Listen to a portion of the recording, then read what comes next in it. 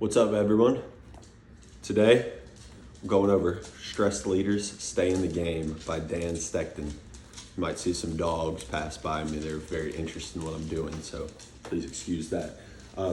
I run a fitness newsletter / online business, and I've recently started documenting my book talk and author journey on TikTok, separate parts of me that are getting to collide, right? So I do a newsletter every Monday, Wednesday, Friday, and that's what this video is originally for.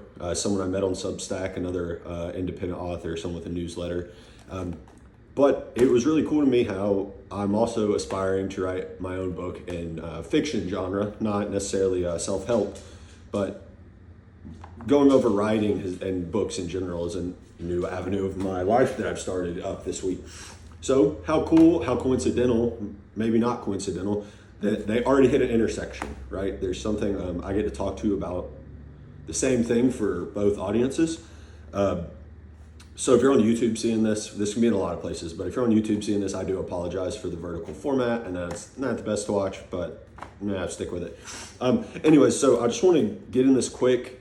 Dan, I want to say, as someone I've probably said like 3-4 messages to, very, just networked with online, cool dude. So he didn't ask me to do this in any way, shape, or form. It's just something I thought would be a cool video and felt inclined to do. So let's get into it. Stressed leaders, stay in the game. I've already recommended this to my fiance, one who is a teacher. I'd recommend it to anyone in a teaching field and anyone who aspires to be or thinks of themselves as a leader, whether you're in like a management role or anything, whatever. Just those kind of people, I think it would be good for you. I want to start off by saying, and I don't mean this in a bad way, he doesn't say anything profound and in regards to self-help books. Like, it's things, maybe I've heard before, it's been changed a different way, but I don't mean that in a bad way, because what Dan does is super awesome, is he connects this a lot with his personal stories, and it's real in here, man. Like, he is sharing things that I appreciated someone sharing, and we'll get to in the end, but I'm always a big believer in perspective. And it was funny enough when in the conclusion, the first thing he's like, is perspective. And I was like, dude, that, as soon as I saw that when I was finishing my reading of it this morning, I was like, I need to do this right here. So without further ado, I thought it'd be cool, instead of just rambling on, I'm gonna share a few moments in this book that I liked and my thoughts on them. I've got them kind of bookmarked. I was taking notes as I go along, but come on, pop a squat for a sing-along, or read along with me. We could sing too if y'all want. This one I liked a lot. When we live in the mess, there has to be a way to tease out the amazing moments that happen in our space on a day-to-day basis. I just texted my man, shout out Greg. Hope you get home safe soon, buddy.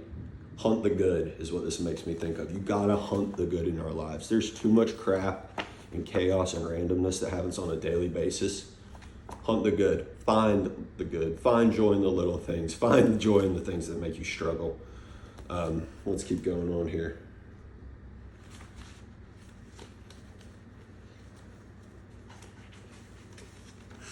He has a bunch of rules listed, which I really enjoyed that chapter, where he's like, one, either following his rules for what can make you he calls it the stressed leader's playbook on going first.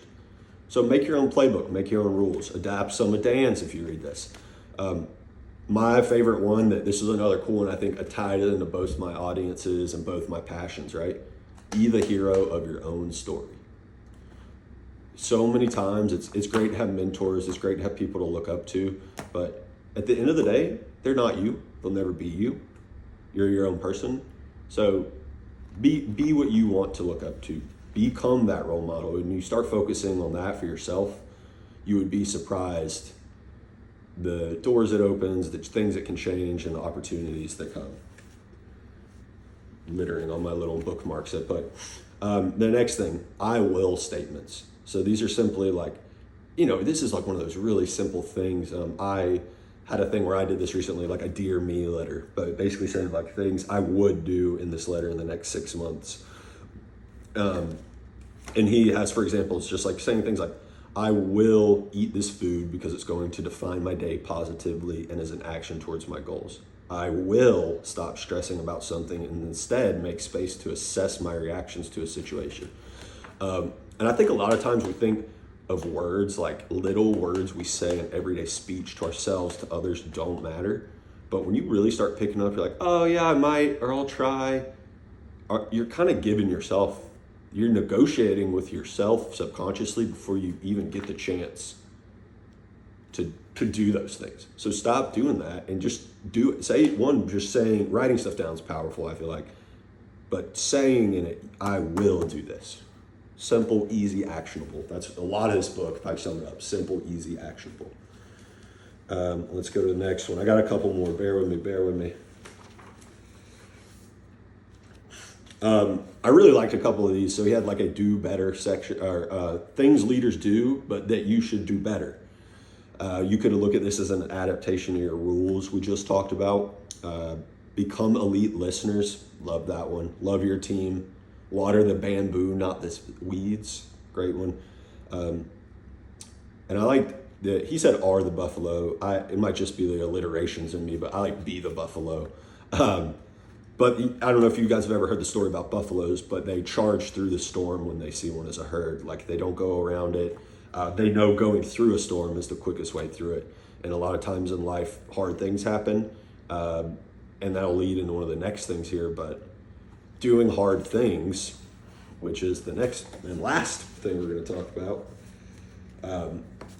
Doing hard things first and not fretting them, worrying about them, overcomplicating it, and just accepting that it's a struggle. Like me, I'd say making more of these videos. I've been bumbling over my words. I go through imposter syndrome, but I'm still doing it. I'm going to keep doing it because I want to be a buffalo. Be a buffalo. Put my horns up. In the last part, we're going to go over, I wrote a lot on this part, read it again in all caps. How do you tell someone you love they are making bad decisions because they are just like you? You probably thought that doing hard things would be about some complex weightlifting routine, but sometimes a difficult conversation with the people who mean the most to you is the hard thing. I don't think that's to be like self-righteous either. Like you take from that what you will. To me, it's like, what do you mirror into those around you that maybe peeves you off? Like, does it make you mad because they're doing it, or does it make you mad because you do it? And you know you do it, and you're trying to attack that like external reflection of yourself. That's what I got from it. But I really like that statement. And then the very last thing, like I was saying, is just his conclusion: leaders need perspective. One thing I always love to say is like through perspective, we can learn many things and live many lives. It's one of the reasons I normally love fiction and fantasy so much. I think you can just live 100 lives through many books that you read, if you're willing to put yourself in someone else's shoes and get their perspective.